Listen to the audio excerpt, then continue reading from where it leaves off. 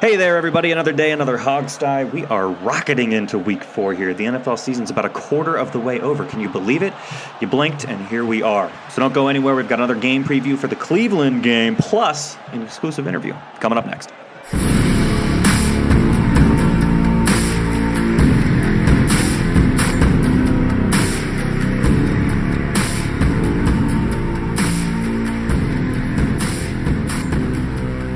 Welcome to the Hogsty with your crew, Alex Zeese, Steve Thomas, and Robbie Duncan. And now, here's your host, Sean Conti. And we're back. Hey there, ladies and gentlemen. So happy to be here with you. It's Sean, Alex, Robbie, and Steve. We're going to hit you with a big interview up front. This is pretty major, guys. In an effort to bring you the hottest scoops, the most original content, and the hardest-hitting interviews, we've tracked down the person everybody wants to talk to. This is a major achievement for the Hogsty, so please join me in welcoming the kicking net that beat up Odell Beckham Jr. the other night. Yeah, thanks for having me, guys. Oh, man, it's an absolute pleasure. You certainly had the world captivated with the way you decked Beckham there. Can you walk us through the fight from your perspective? Well, yeah, there I was, just, standing on the sidelines like I always do. Just sitting there, doing my thing, catching kicks and punts from the specialist there. And all of a sudden, here comes Odell Beckham. Little prissy prima donna, just crying and carrying on like a little baby. Comes up and smacks me with his helmet. And you know what I do? I don't take that shit. I go right back at him. Bam! Caught him napping. He didn't like that very much. Yeah, it really looked like you had a mean right swing there. Caught him right in the eye and the forehead. He had a black eye from that thing. Oh yeah, absolutely. Yeah, did you have it looks like you have a little experience in the streets there. Well, yeah, you grow up in the mean streets of New York. You got to defend yourself. Right. Oh yeah. It's tough out there for kicking nets. Oh, my dad grew up in Flushing. I know. I get it.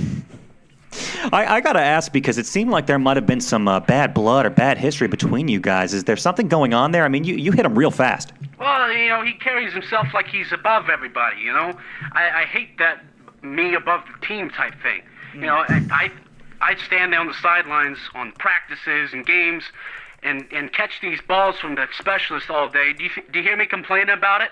Huh? Do I complain? Do I ask for any glory? No, I don't get anything for it.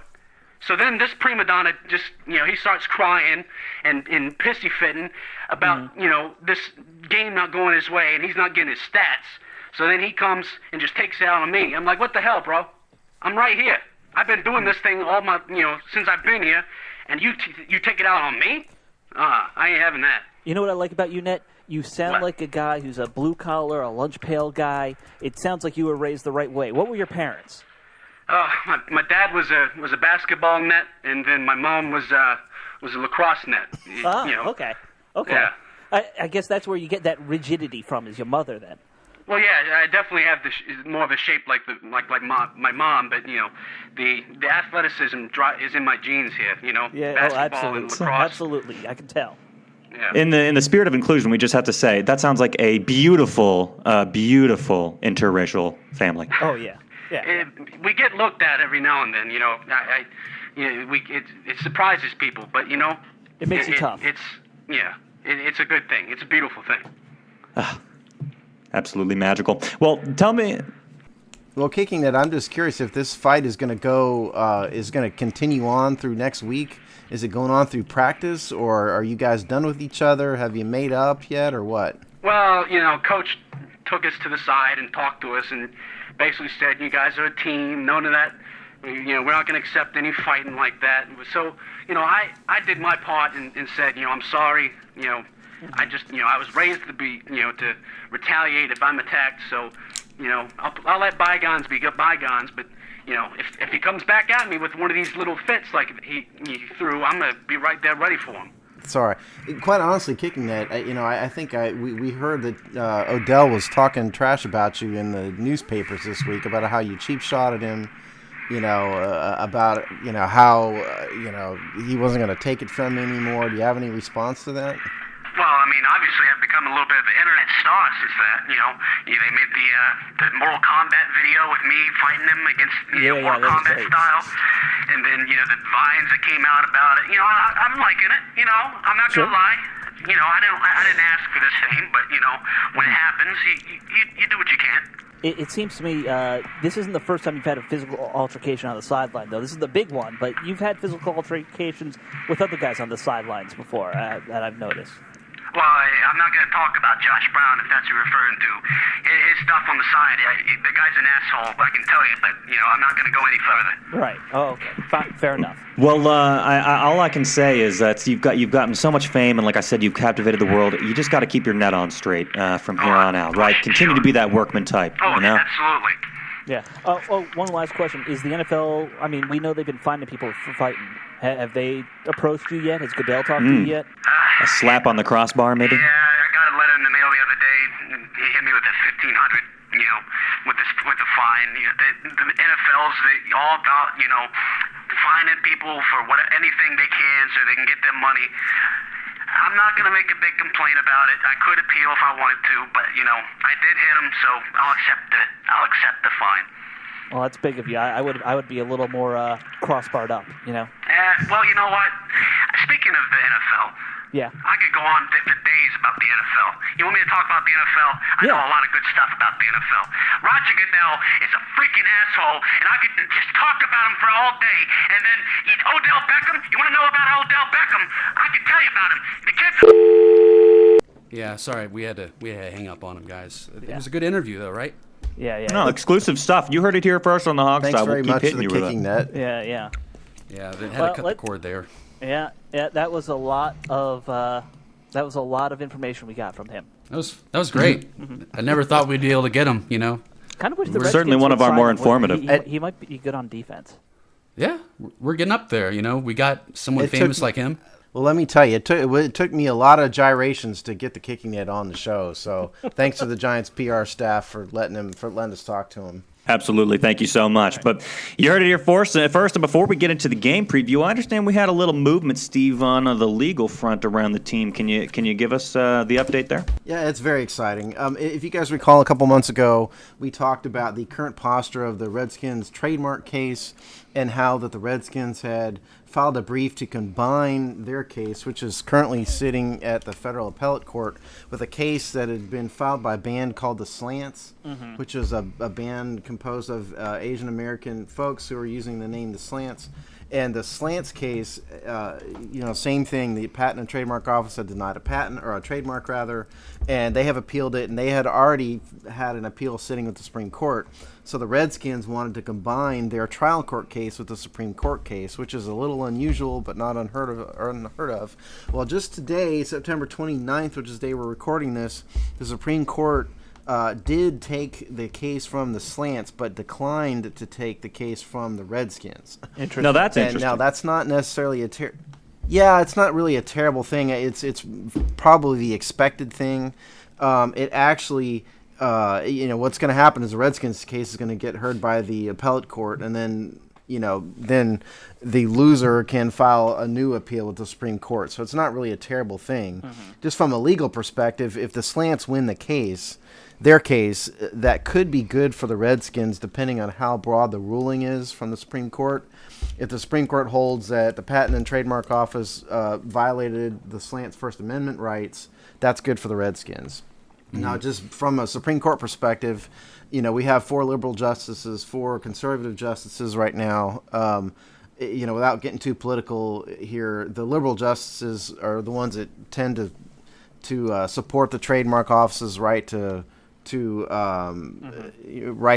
say no to trademarks. The conservative justices tend to support the idea that they ought to approve the trademarks. So it's probably it's a tie right now, but may not be looking good if the Redskins lose at the appellate court side. So that's what's going on. So stay tuned in the probably next 6 months for a ruling from the Supreme Court as to the Slants case, and I will let you know when it comes out. Dang, All right. Supreme So Court that's taking that. 6 months to rule on things. That should take you like 15 minutes. But Well, they have Yeah, I mean, they take it, and it's actually a lot faster than an appellate court case, believe it or not. Could sit at the appellate court for 3 years and not have anything happen. Our justice Damn. system. Yeah, just another example. Yeah. It's you run purely by logic. Anyways, maybe we should get into the goddamn Cleveland preview, guys, because we won our first game last week. Give a round of applause for the Redskins. We won a game last week, guys. Yeah. A lot of people were unsure it's going to happen until much later in the season, but goddamn it, we got it done. So we eked one out. I'm going to ask you guys right up front. Are we going to eke this one out too, or is this the classic trap game? It could be. It could be, but I think we're a better team. The key to this game, though, is our defense because, I mean, the Browns may be the Browns, but they put up points. They have a really good, pretty decent rushing attack. They're one of the top rushing attacks in the NFL right now, and one of the top running backs yards so far in the season with Isaiah Crowell. So, I mean, we're going to have to stop the run if we're going to win this game. So not necessarily a good defensive matchup. Go ahead, Steve. Yeah, Robbie kind of said it. The key here is that Cleveland has got one of the top running games in the league. Robbie mentioned Isaiah Crowell. They also have Duke Johnson, who's doing just as well. I mean, Crowell and Johnson are both averaging over 6 yards a carry, which is pretty incredible. Now, if you go back to the games, a bunch of Crowell's yardage in the Philly game came in garbage time at the end of the game.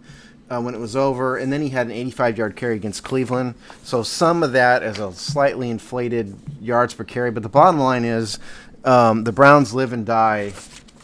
The Browns live and die by the run, Right. And they're ranked second in the league. Well, I'm excited about this game, and I'll tell you why. I saw that we are, getting all the handicap ramps spruced up for Robert's return to the sideline. Very good. So he can wheel his way on up there, or whatever he's using these days. Well, we got you, Robert. Yeah, we're going to be good about it, be classy.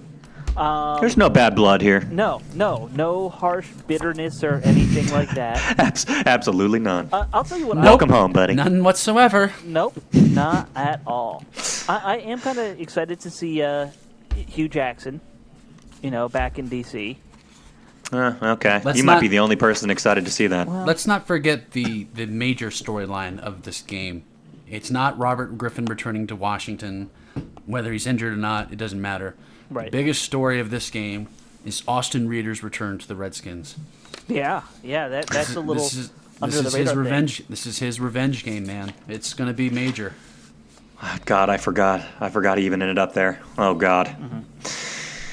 Interesting. Well, I don't know, guys. This doesn't exactly scare me. I feel like we didn't talk about everything we need to talk about on offense here. So I know they have a good rushing attack. That's not obviously going to bode well for our defense because we haven't done very well at that. Steve, do we improve at least statistically on that by any chance? Last game. Our offense. Well, no, we actually went. No, it got worse against the Giants. Here in terms of statistics, we are 18th in the NFL in points.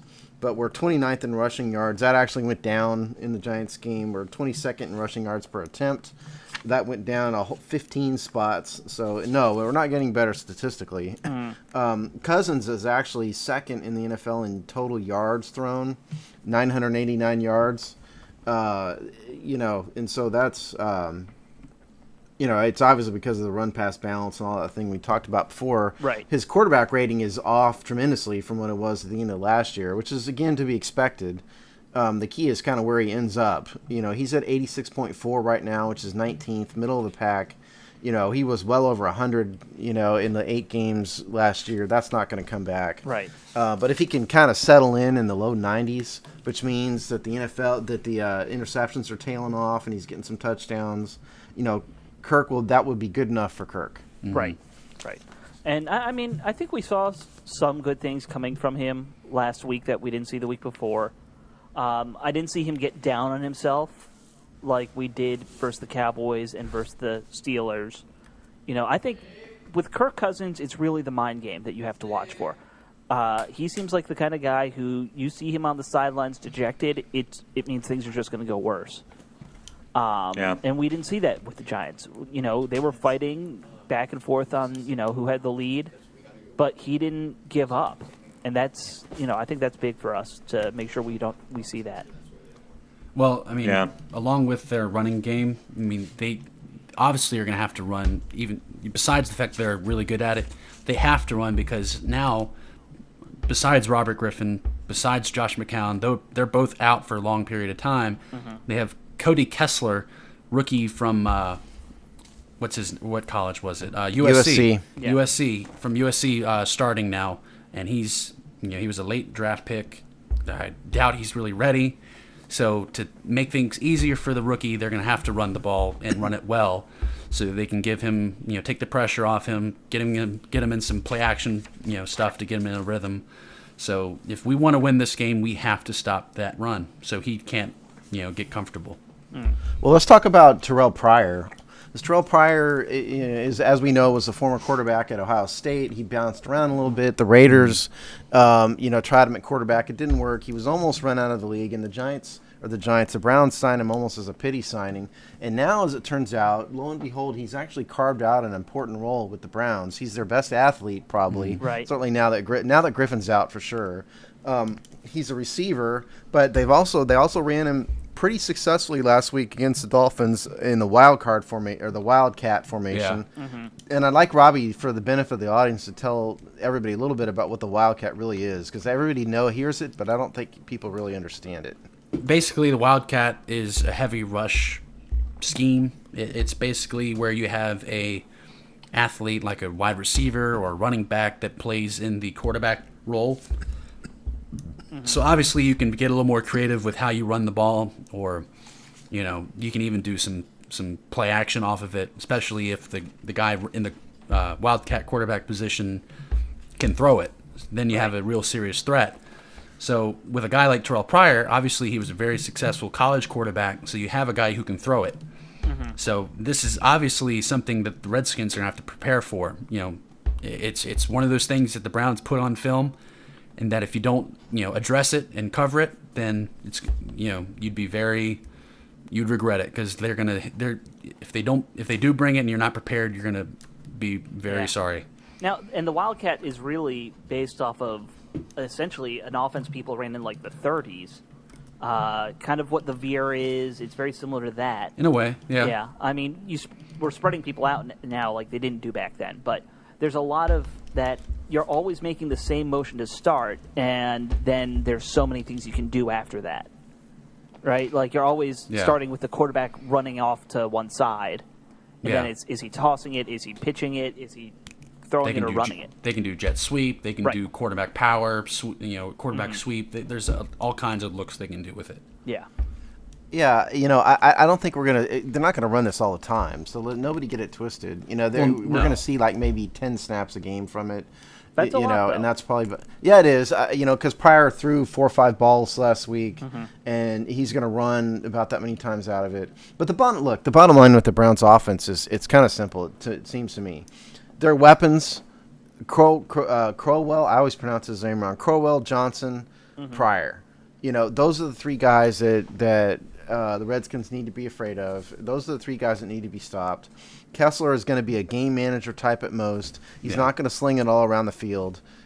He's, I think he's going to be susceptible to the blitz. They haven't been blitzed a ton, but this is not an overly talented offensive line. So I think that the trick is, as we say this every week, I think, but, let's get a lot of pressure up the middle without doing too much blitzing. Making sure Pryor's covered up, and then you're just down to stopping the run, which the Redskins have utterly failed to do miserably for a year and a half now. Right. That's the real. At the end of the day, if Isaiah Crowell runs 6.1 yards per carry for 150 yards, that's a serious problem. Yeah, especially because it seems to me like we've done a relatively good job shutting down people's receivers throughout the first few games of this season. I mean, you've got Odell Beckham getting so angry on the goddamn sideline that he's getting the shit kicked out of him by an inanimate object. I mean, we've done a pretty good job. So we can make teams one-dimensional, but it doesn't seem like we still can't stop them. So it's like we can take away half their game, but we still can't get a goddamn stop. Well, Yeah. we're actually 26 in passing yards surrendered, so I don't know how well we've really done stopping him. I guess there has been less like big flashy plays, though. People have Yeah. consistently gained on us. The passing game you can't stop anymore because of the rules, but we're stopping them in situations a lot more, which is good. Right. Think Yeah, about but that touchdown. Don't get it twisted, though. Yeah. I mean, this is not a good defense, okay? Oh, no. Redskins No, defense no, is no. not a good. It's been a bad defense all year. They've given up a ton of yards. They've given up a ton of points. Do they? Yeah. They rely on getting turnovers instead of actually stopping people, forcing 3 and outs, that kind of thing. Yep. Yeah, and so I'm under no illusions that this defense is going to do wonders against the Browns' rushing game. Oddly enough, I like to point out that the Browns are actually pretty bad in the red zone, and they're pretty bad in third down conversions, just like we are. They're not quite as bad as we are, but they're down there with us. And so I think that tells me that for all the running, when it comes to the pass, that's kind of where they fall down on third downs. And if you look at some of their drives in the past 3 games, that's exactly what happens. They'll run Crowell for 4 or 6 yards, and eventually halfway through the drive they'll get him stopped. They have a long third down, and then it's an incomplete pass. Right. And that's kind of what happens. And so that's why they're not scoring despite having this great running game. And so I think you can manage it if the defense can control Terrell Pryor and not let him go crazy, because he's their primary target without a doubt. Oh, yeah. Yeah, I don't know. I kind of doubt. I just kind of have a hard time seeing him go crazy. But I mean, you never know. Oh, Well, You never know with this team. all right. So we talked about the Wildcat. Let's talk about what you can do with the guys we have that might help stop the Wildcat. And there's one name that I think we all know who probably should be on Pryor when he's in that formation. That's Cravens. Yeah. He's got that athletic ability to probably keep up with a quarterback running that weird, gimmick offense. Do you think we'll put him out on the field when we, see that, when we think that might be coming? That's the question. Cravens is a guy that needs to be on the field every play. I don't care. Sure. I don't care, what formation the offense is in. Cravens is the kind of guy that needs to be out there no matter what, because he obviously is a playmaker. He's, ahead of his development as a rookie already, I think. His instincts and his smarts as a linebacker, it shows. I mean, he's all around the football. He read that route that Shane Vereen ran for the interception. He kind of baited, if you watch it, he kind of baited Eli for that interception. He sat there, knew it was coming, then boom, broke on it and picked it off. He's got to be out there. Yeah. So, yeah, I think as long as he's out there, there's a chance of something good happening, and he can lead to stopping the, whatever the offense runs. I don't know, man. I feel like Pryor is deceptively fast. Oh, yeah. That's what Mike Jones called out. He ran like a 4.3. I mean, besides him being a wildcat threat, as a receiver himself, he's scary. I mean, I don't know what the situation with Breland is right now, if he's even going to be able to play. But regardless, surely you must expect to see Norman on Pryor most of the game. I would think so. But I mean, Josh Norman, as good as he is, you can't outplay 6'5", 230 running a 4.3 40. I mean, Pryor's a freak athlete, and he's going to be really tough to cover, especially in the red zone. Yeah, well, yeah. First of all, as we said, Pryor's by far their best athlete, and so the idea of letting Sua Cravens run with him 1-on-1 is just foolish. I mean, it shouldn't be. They need to bracket. They need to bracket him in the zone. Slide the safety over to his side, something like that. Because he's not the type that's going to get a 106-yard touchdown, but he can cause a lot of damage because he can go over the middle. He's that big. Real quick, injury-wise, somebody mentioned Breland. I think it was Robbie. Breland didn't practice Wednesday or Thursday, so I doubt he's going to be able to play. Sounds like half my fantasy team. Sorry. Deshaun Jackson sat out Wednesday, but he was in limited practice Thursday, so I would assume he's going to be a go. Sean Laval hasn't practiced all week. It was safe to assume he's going to be out. Trent is on the injury list for the 52nd week in a row with his knee. That a boy, Trent. Yeah, he's always on the injury list. And then Chris Baker is on the list, but was a full go on Thursday. So Redskins are okay. The Browns are pretty banged up injury wise, especially on the defensive side. They've got a bunch of starters banged up a little bit. Kroll was limited in action Wednesday. The DB Campbell didn't practice Wednesday at all. Joe Hayden, who's their all-pro defensive back, has been limited with a groin injury all week. And it goes on and on from there. And a bunch of other guys have been out. Nassib, who's their rookie, didn't practice. So the Browns are a little bit banged up on the defensive side. Now, Steve, you mentioned Trent was banged up. We had to put Yes. Lichty on IR. Yeah. Sean Laval is pretty much week to week, so that's not a good thing. Right. So Sean we Laval is signed, not we gonna play signed a this guy. We didn't. I don't think we talked about this yet, but we signed Minnesota John Vikings. Sullivan. Yeah, Sully. I'm just going to call him Sully all the time because I like saying Sully. Yeah, it's easier. Yeah, it's easier, and it makes him sound like he's some Boston townie or something. So I'm going with Sully. And now he's not going to start this week, but it sounds like the plan is that he will eventually become the starting center. Is that what you guys think? Or? Yeah, what I could tell from what Gruden said is basically they're getting him ready for as soon as possible. I think they really want him out there as soon as he can be there. Yeah. I don't think he's the long-term answer. He is 31 after all. Well, so is Lichtensteiger. Yeah. I think maybe, he's a good stopgap until you find his replacement. Yeah, you know. maybe. But I actually am excited to see Long and Quanjo out there in a real game.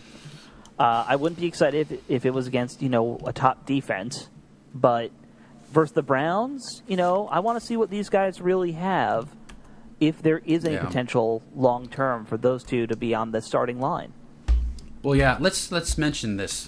Quanjo getting a shot at left guard. Mm-hmm. I don't quite agree with it.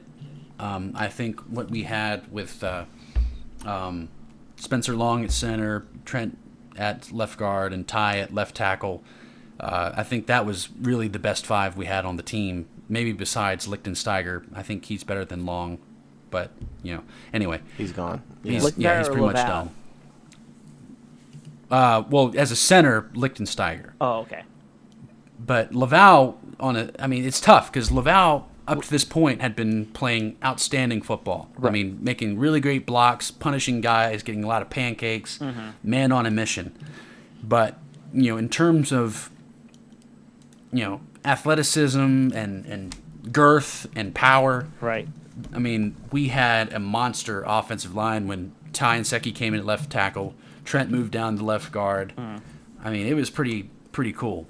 I mean, it's not a long-term solution. I mean, Trent obviously needs to stay at left tackle, which is why I was hoping that the coaching staff would give Ty a shot to play left guard. Give him a week to practice it, to be, to experiment with it. But it's obviously not going to be that case. They're giving Quancho the chance to, start and make the best of his opportunity.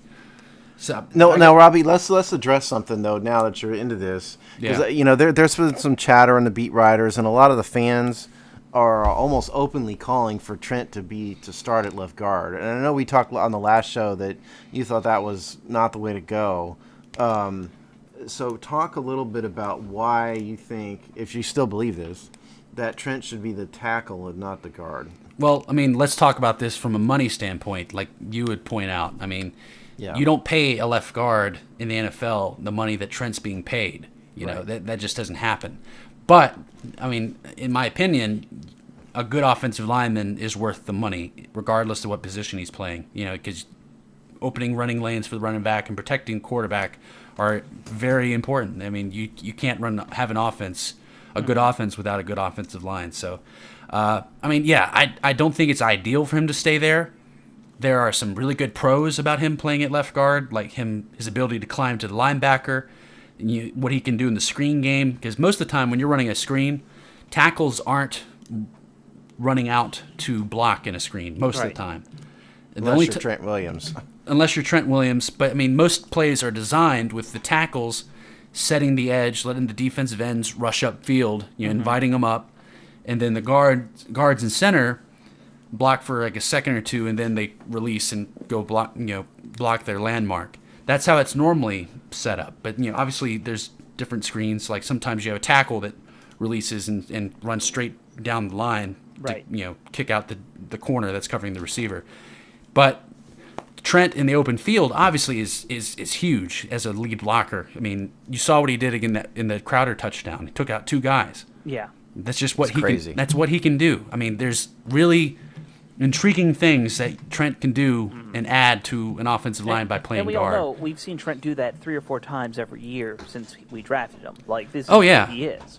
Oh yeah, I mean Trent is Trent. Yeah. And the reason why fans are open to this is because we know we have a pretty darn good tackle that can come in and play in a pinch in Ty and Secchi. I mean, I still believe that he could start on a different team if it wasn't for, Maybe he should be starting over Morgan Moses. I would not be upset with that. I mean, I've been if you see me on Twitter, I've posted all the stuff that's wrong with Morgan Moses and how he plays. I mean, the stuff that he does is not what Ty and Secchi does. Right. So I'm not gonna wish for it. I'm not gonna hope for it. Because I want Morgan Moses to be good. He's got the higher ceiling. He's younger. Ty is 29 years old. Yeah, he's almost 30 years old. Yeah. Yeah, he's not. He doesn't have a long-term future ahead of him. He's kind of what he is at this point because he's been there for a long time. Yeah. So Yeah. I'm not going to ask for it, but I mean I do think that the 5 of them is in any way it sorts out. Depending on the left side, I think the 5 of them is a very good offensive line. Yeah. I'd just like to say real fast before we move on, because I know we probably do. I'm a little bit concerned about Sullivan. I don't know why. This guy has started 93 games, yet the Vikings cut him. And no one had picked him up before now. Right. So it makes me wonder what's wrong with the guy. Well, he he's had 2 back injuries, from what I understand. Exactly. Yeah. Which held him out That'll do for it. the last 2 seasons. And the Vikings found somebody better, younger and better, and that's what you do on the O-line and at every position that's not quarterback now. If you find somebody younger who could be better, you move on from the old guy. And he That's seems simple. to be okay because I saw a quote of him that said, like, if you told me I had a back injury, I wouldn't believe you or something like that. I think he seems to be in pretty good shape. And if he wasn't, I don't think the Redskins would sign him unless they're desperate, Well, I think they are a Well, little yeah, we've desperate. been down that road already with Brian Stork. Because I think I think our plan for the backup center was signed by the Browns. So, Yeah, I guess they hoped that he could, go under the radar in the practice squad. Yeah. But now he's probably going to be starting, which doesn't worry me. I mean, it's not like, oh, we let him get away, that kind of thing. It's not going to work out like that. I think. Well, it's not like Austin Reeder is going to become an All-Pro. Okay, No. it's just I'm not worried about that. There was a reason he was on the practice squad. Right. Right. Would we rather have him? Maybe, but I'm not going to cry about the loss of Austin Reeder. I think No. if you are, you need to find something else to cry about. Well, I always get bummed when you put work into a guy. Like we had him here for what was that, his second year or his first year? Second. It doesn't matter. But we put time into developing this guy in our system, and then because of the practice squad rules, someone's able to cherry pick him. That's what annoys me. Yeah, it sucks, but it's the way it works. Yeah, I know. Those are the rules.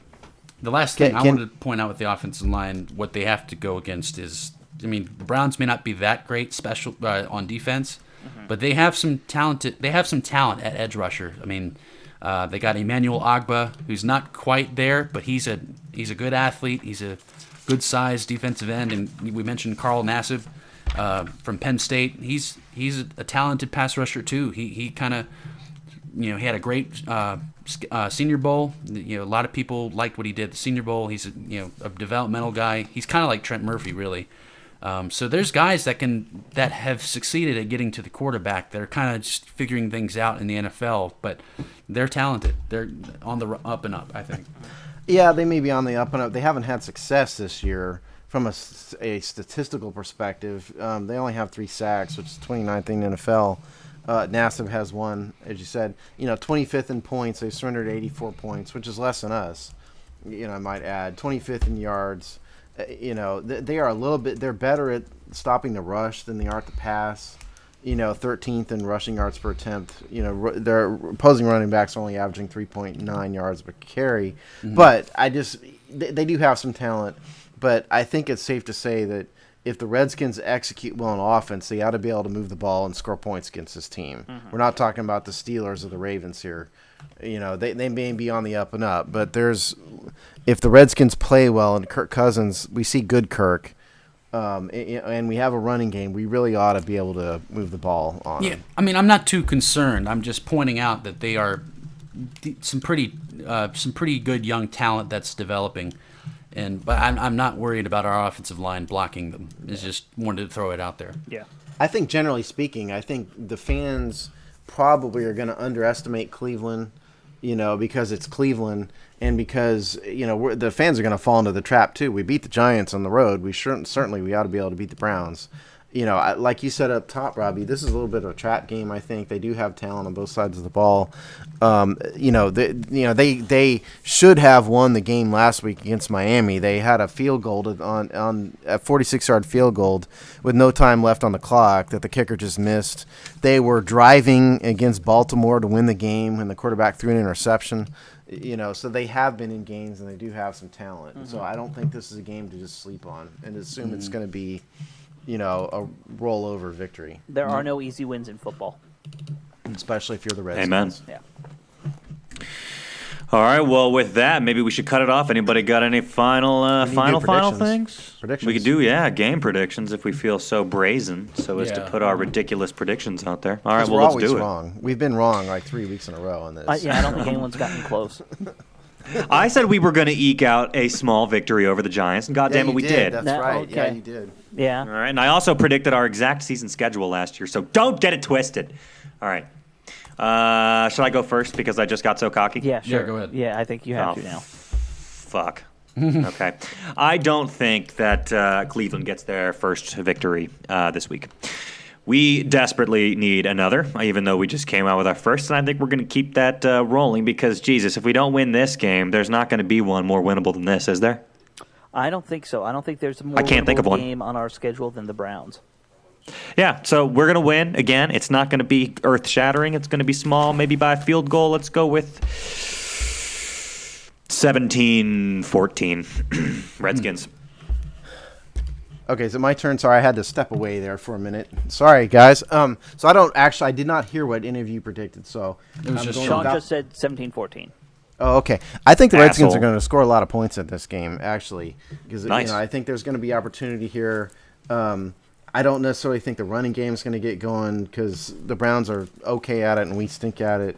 But I think that this is going to be a game along the lines of 28.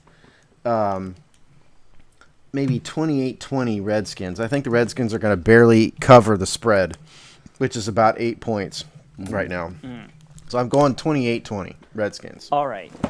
I think because we need to have somebody predict a loss here just so we don't jinx ourselves by all predicting a win and losing, I think we're going to lose by, let's say, 17-14. No, really, I don't think we're going to lose, but I just want to make sure somebody predicts a loss. Well, don't hedge your bet. Wait a minute. Hold on a minute. Okay. No, you can't do that. You got to predict and stick with it. My real prediction is I think it is going to be a high-scoring game. I think the Redskins win this thing something like 35-21. Wow. Yeah. That's a lot of points. That is a lot of points. I don't see that many points. I see a 20-14 kind of game. I don't think it's going to be as high scoring as we all think. I could be wrong. I mean, Browns have a creative offense being called by Hugh Jackson. I'm sure he's going to have something drawn up for us. He had something drawn up for us. A man that Jay Gruden knows well. Remember that. Yeah. So I'm gonna say Redskins win this, but it's not going to be easy. It's going to be a shootout. I'll say 27-24. Okay. Is it too late for me to change my score prediction, or am I stuck with 28? You're stuck, bitch. Okay, well, I'm stuck, but because, it just dawned on me that what I did is predict 4 touchdowns, which we're never going to do, ever. Yeah, what the fuck, man? Yeah, we're like, the worst in the NFL at scoring touchdowns in the red zone. So if I could change it, I'd probably modify that to throw in a couple of field goals instead of touchdowns. Mm-hmm. But since I stupidly predicted 28-20 without thinking, I guess I have to stick with it. Okay. But That's I actually your fault, don't think bro. we're going to score that many points. One final prediction by me. We will attempt another 3 fade passes in the end zone. And they're all going to fail. Yes, of course. That's the safest bet I've ever heard someone make. Well, here's one more thing. Alex, you said that this game's going to be the easiest on the schedule. I'd actually argue down in Week 16, the Bears game is going to be our easiest that's right. game. We play the Bears, don't we? The Bears are terrible. They are. They haven't been having a good start to their Somebody, season, have they? on one of the major Sunday shows was like the Bears could go 0-16. I don't remember who that was, but I remember hearing somebody shout that. Well, I would like to anytime- point out, like to Sorry. point out that the Bears was my get well game when we did our schedule prediction show. Mm-hmm. You know, we're going to lose a whole bunch in a row, and then the Bears are going to come along, and we're going to beat up on the Bears. So go ahead, Robbie. I cut you off. I'm sorry. No, you're good. I was just going to say, I mean, anytime when your starting quarterback is Jay Cutler and then you're following him with Brian Hoyer, it's not going to be good. No. You're going to have a bad time. And sadly, that might be their most stable position. Yeah. They Seriously. got some talent on defense, though. They drafted really well this past draft. They got that dude, Leonard Floyd, who's a good athlete at linebacker, Yeah. and the D tackle from Florida that I really wanted. I can't remember his name, but they drafted really well. So I mean, the talent, they're definitely rebuilding. Just not this year is their year. Yep. Is our draft class a bust? You know, is it too early to say that? It's kind of a bust for the short term. You know, Doxson, I'd be shocked if Doxson doesn't go on IR sometime. I know we're out of time, but I just, now I'm thinking, really the only guy that's contributing anything is Sua Cravens. Yeah. None of the rest of them are doing a darn thing, and Doxson isn't going to do anything No, this year. we clearly drafted for next season because I think, the plan was we're going to let Garcon or Jackson or both go, and we wanted a wide receiver. And the rest of the guys, it's kind of just back end depth for, down the road. Yeah.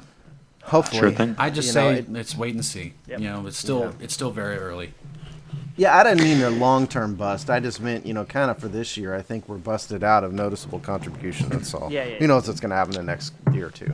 No, we'll see. Jury's still out for this season, too. Give guys a chance. It's their first season, man. Yep.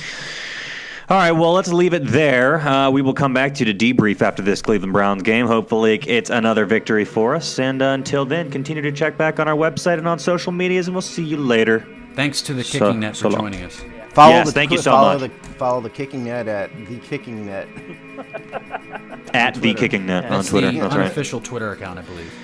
Oh, We just got some random person, like at least 12 followers. I can't imagine anybody has the Kicking Net as their handle, but Oh, maybe I they bet. do. All right, well, we'll see you It next was an time. exclusive interview. No, that's right. And we'll see you next time, folks. We'll let you get about your lives. So long and take care. Peace. all right. So long, farewell, amen.